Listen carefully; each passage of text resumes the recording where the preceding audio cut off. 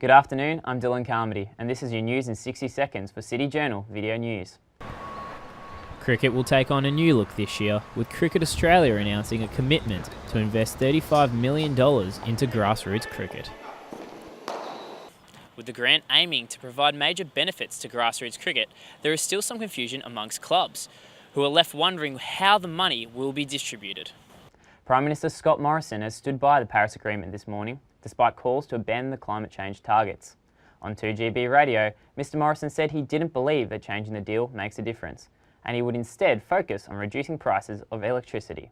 As Jack Jones inspired the Bombers today with his speech of leadership, Dyson Heppell brushed aside criticism of his captaincy, adamant that the respect of his teammates is all he needs.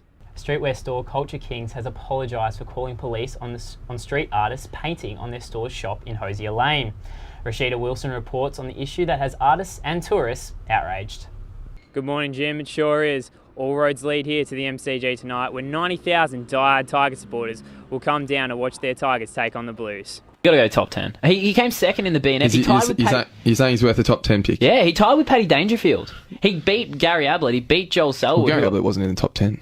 There you go. But I mean, what more can he do? But you're saying as well, though, Tim Kelly, you look at how good of a season he's had. It's one of the best first seasons for a first year. The first seasons I've ever seen, if I can remember anyway. It has to be. Yeah. Australian drivers are distracted while driving 45% of the time. These are the first results from a research project that studied hundreds of drivers over 200 kilometres.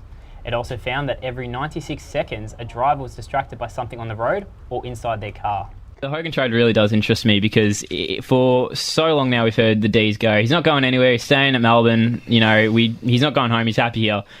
But this article that John Ralph wrote about a month or so back doesn't see the light of day if he signs on and if he's happy in Melbourne. And that's gained traction enough to now the D's are actually having to say, he's considering going home. That's your news in 60 seconds. We'll have more for you tomorrow.